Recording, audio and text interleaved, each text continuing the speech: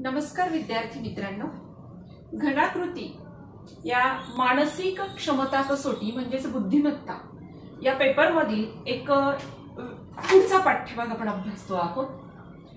आपण अशा वेगवेगळ्या घनाकृती अभ्यासलेल्या पाहिलेल्या असतील। या घनाकृतींमध्ये एकच ठोकळा असतो असं नाही, एकापेक्षा जास्त कितीही ठोकळे असू शकतात। त्या ठोकळ्यांची मांडणी आपण रंगविलेल्या घनाकृती ठोकळ्यामध्ये पाहिली तशी अगदी विशिष्ट इष्टिका चिती किंवा घन तयार होईल अशी असेलच असं नाही, असे वेगळे वेगळे आकारही आपण इथे पाहू शकतो।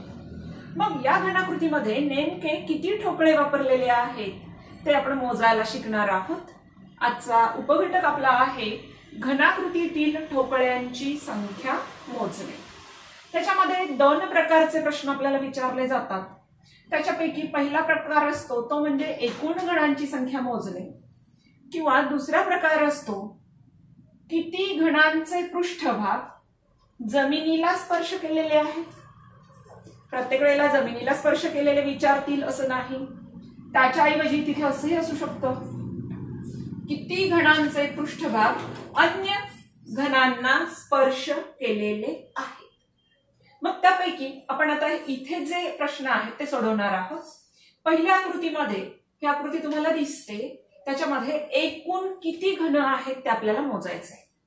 या घनाकृतीमध्ये आपण जर बारकाईने निरीक्षण केलं तर आपल्याला असं दिसतं की इथे तीन थर आहेत। हा पहिला थर, हा दुसरा थर आणि हा तिसरा थर। मग पहिल्या थरामध्ये असणारा जो घन आहे त्याची संख्या आपल्याला दिसते 1। दुसऱ्या स्तरामध्ये प्रत्यक्ष आपल्याला दिसतात घन 2 आणि तिसऱ्या स्तरामध्ये प्रत्यक्ष दिसतात आपल्याला घन 3। हे जे दिसतंय याच्यावरती आपल्याला जायचं नाही, आपल्याला ते मोजायचं आहे, कारण तेवढे कमी घन या आकृतीमध्ये नाही। मग पहिल्या स्तरामध्ये 1 घन आहे हे अचूक उत्तर आहे, परंतु जेव्हा आपण दुसऱ्या स्तराचा विचार करतो तेव्हा हे दिसणारे 2 घन आणि या घनाच्या खाली असलेला 1 घन असे एकूण 2 अधिक 1 3 घन या स्तरामध्ये आहेत। त्यानंतर तिसऱ्या स्तरामध्ये हे डोळ्यांना दिसणारे 3 घन, या 2 घनांच्या खाली असणारे 2 घन आणि या वरच्या टोकाच्या घनाच्या खाली असणारा तिसऱ्या स्तरातला 1 घन अशी घनांची संख्या इथे आहे। यांची जर बेरीज केली तर 1 2 अधिक 1 3 आणि 3 आणि 3 6। मग एकूण जर घन मोजायचे आहेत तर आपल्याला बेरीज करायला लागेल 1 अधिक 3 अधिक 6 बरोबर 10। म्हणून या प्रश्नामध्ये एकूण घनांची संख्या आपल्याला मिळते 10। आता दुसरा प्रश्न त्याच्याकडे आपण वळूया। या प्रश्नामध्ये 2 उपप्रश्न विचारलेले आहेत, त्यातला दुसरा उपप्रश्न घनांची एकूण संख्या। आता कसं लक्षात घ्यायचं, तुम्ही पहिल्या प्रश्नावरून विचार केलेलाच असेल तरी पण पुन्हा एकदा वळूयात तिकडे। इथे आपल्याला एकच घन दिसतोय, हा एक स्तर, आणि इथे पुन्हा वरती उचललेला हा जो भाग दिसतो हा दुसरा स्तर। पहिला स्तर जो आहे तो पूर्ण आहे, त्याच्यामध्ये 2 रांगा आहेत, एक मागे आणि एक पुढे। पुढच्या रांगेत एकूण घन आहे 1 2 3 4 आणि 5। जसे 5 घन पुढच्या रांगेत आहेत तसेच 5 घन मागच्या रांगेत आहेत, म्हणजे या स्तरातील घनांची संख्या आहे 5 आणि या मागच्या रांगेतील घनांची संख्या 5 असे मिळून इथे एकूण जमिनी लगतचा जो स्तर आहे त्याच्यामध्ये घन झाले 10। मग त्याच्या वरच्या स्तरात इथे घन आहेत 1 2 3 4, म्हणजे या स्तरातील घनांची संख्या 4। घनांची एकूण संख्या मोजताना तळाच्या स्तरातील संख्या 10 आणि वरच्या स्तरातील संख्या 4 असे एकूण किती घन या आकृतीमध्ये आपल्याला दिसतात? 14। आता पुढचा प्रश्न, संख्या मोजायचंच आहे परंतु बदल काय आहे? किती घनांचे पृष्ठभाग जमिनीला स्पर्श केलेले आहेत? या घनाकृतीमध्ये 14 घन आहेत, पण 14 घन जमिनीवरती टेकलेले नाहीत. हे जे 4 घन आहेत ते पहिल्या स्तरावरती मांडलेले आहेत. म्हणजे हा जो तळाचा स्तर आहे यातील घनांचे पृष्ठभाग फक्त जमिनीला स्पर्श केलेले आहेत आणि म्हणून त्या जमिनीला स्पर्श केलेल्या घनांची संख्या आहे 10. प्रश्न तिसरा. या तिसऱ्या प्रश्नामध्ये तुम्हाला जी आकृती दिसते त्या आकृतीमध्ये फक्त घन नाहीत. हा जो भाग दिसतो आहे या भागाला आपण म्हणतो इष्टिका चिती किंवा चौकोन चिती. त्याची लांबी, रुंदी आणि उंची वेगवेगळी आहे. त्याचप्रमाणे हा जो भाग आहे इथेही तसंच. परंतु एक हा सेक्शन, हा दुसरा सेक्शन आणि हा तिसरा सेक्शन, या 3 ठिकाणी मात्र आपल्याला ज्याचे पृष्ठभाग चौरस आहेत असे घन दिसतात. मग अशी जर आकृती आहे तर या आकृतीवरती 2 वेगवेगळे प्रश्न आपण सोडवतो आहोत. त्यातला पहिला प्रश्न आहे आकृतीमध्ये एकूण किती घनाकृती आहे. घनाकृती जर म्हणलं तर तिथे इष्टिका चिती किंवा चौकोन चितीचा विचार पण आपल्याला करायचा आहे आणि घन म्हणजे चौरस चितीचा विचार सुद्धा करायचा आहे. मग इथे सुरुवातीला आपण मोजूयात इष्टिका चिती किंवा चौकोन चिती किती आहे. तर नंबर 1 ही उभी असणारी, नंबर 2 आणि नंबर 3. पण त्याचबरोबर हा जो एवढा भाग आहे ह्याची रुंदीपेक्षा लांबी वेगळी दिसते, म्हणजे ती थोडीशी जास्त आहे. तर हा भाग सुद्धा आपल्याला कशामध्ये समाविष्ट करायचा आहे, इष्टिका चितीमध्ये. मग त्याच्या व्यतिरिक्त इथे आणखी काय काय उरलेलं आहे ते आपण मोजूयात.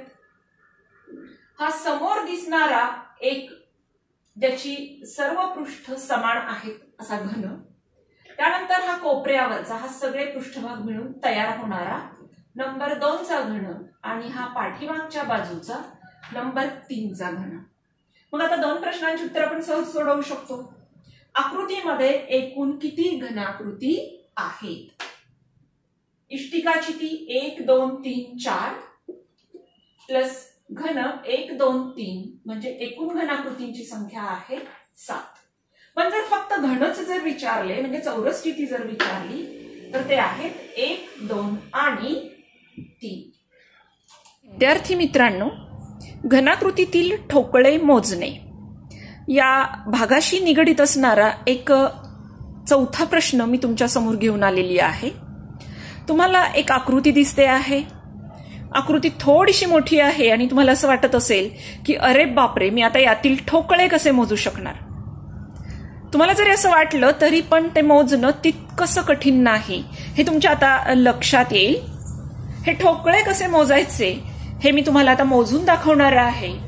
प्रत्येक ठिकाणी ही ट्रिक लागू पडेलच असं नाही, पण बऱ्याचदा ज्या ज्या ठिकाणी आकृत्यांचा काही भाग समान असतो, मोठ्या आकृत्यांमध्ये खास करून, त्या वेळेला तुम्ही ही छोटीशी ट्रिक वापरू शकता. या आकृतीचं जर निरीक्षण केलं तर या आकृतीमध्ये इथे जर आपण मध्यभागी रेषा काढली तर या रेषेमुळे आकृतीचे 2 समान भाग होतात हे तुमच्या लक्षात येते. किंवा आपण जर इथे रेषा काढली तरी देखील आकृतीचे 2 समान भाग होतात हे तुमच्या लक्षात येईल. मग अशी एक रेषा मध्यभागी काढून आता मी तुम्हाला हे घन मोजून दाखवणार आहे. आकृतीमध्ये मी मध्यभागी एक रेषा काढून घेतलेली आहे, ती तुम्हाला दिसते आहे. या रेषेच्या उजवीकडचे घन आपण मोजणार आहोत. म्हणजे ते कसे मोजायचे हे मी तुम्हाला शिकवणार आहे. आणि मग उजवीकडची आकृती आणि डावीकडची आकृती तंतोतंत सारखी आहे म्हणून उजवीकडे मोजलेल्या घनांच्या संख्येची जर दुप्पट केली तर आपल्याला एकूण घनांची संख्या मिळणार आहे. मग या आकृतीचं निरीक्षण करा. प्रत्येक स्तरामध्ये 3 घन आहेत असं तुमच्या लक्षात येईल. मग 3 घन जर प्रत्येक स्तरामध्ये आहेत तर आपण सर्वात प्रथम हे सफेद पृष्ठभाग असणारे घन मोजूयात. 1 2 3 4 5 6 7 8 9 10 11 12 13 14 15 16 17 18 19 20 21 22 23 आणि 24. आता या ठिकाणी आपल्याला किती घन मिळाले? 24. म्हणजे 24 पृष्ठभाग. प्रत्येक स्तरातले 3 घन म्हणून 3 ने गुणलं, डावीकडचे तेवढेच उजवीकडचे म्हणून त्याची दुप्पट केली तर त्याचं उत्तर आलं 144. आता या आकृतीमध्ये इथे पहा तुम्ही, या घनात हा जो सफेद पृष्ठभाग असलेला घन आहे त्याची एकच बाजू दिसते, खालच्या 2 स्तरातल्या घनांच्या बाजू दिसत नाही. म्हणजे इथे हा जो पांढरा पृष्ठभाग आहे त्या ठिकाणी तो एक घन आणि त्याच्या खाली एक घन असे 2 घन आहेत. ते मी इथे मांडून घेते. आपलं हे मोजून झालंय. आता पुढे जाऊयात. इथे जर आपण गेलो तर इथे घन आहेत का विचार करा.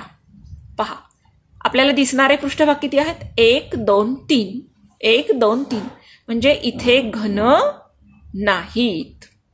त्यानंतर इकडे जाऊयात आपण. या पांढऱ्या घनाचा एकच पृष्ठभाग इथे दिसतो आणि हे 2 घन आहेत, म्हणजे 2 घनांचे 2 स्तर त्या ठिकाणी अस्तित्वात आहेत. म्हणून त्या ठिकाणी असलेल्या घनांची संख्या झाली +4.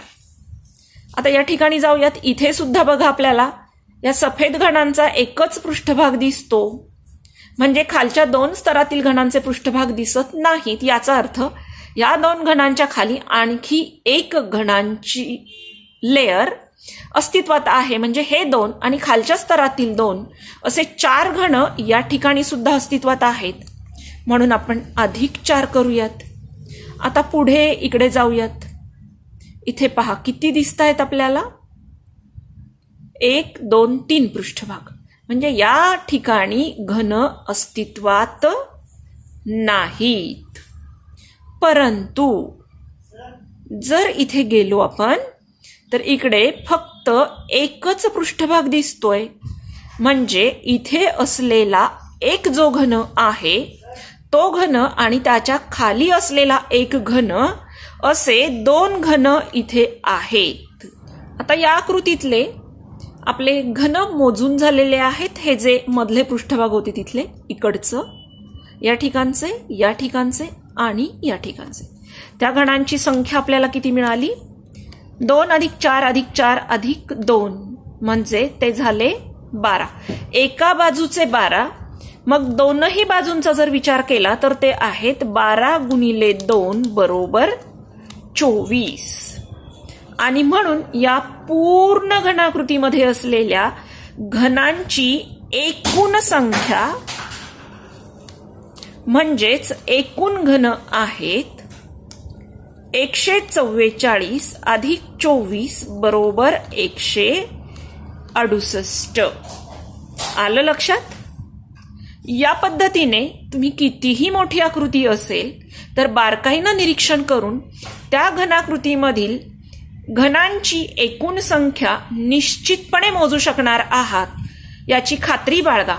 आपण आज अभ्यासलेले सर्व प्रश्न काळजीपूर्वक पाहिले असतील तर तुम्ही घनाकृतींची संख्या मोजणे यावरती आधारित असणारे कोणतेही प्रश्न बिनचूक सोडवू शकणार आहात.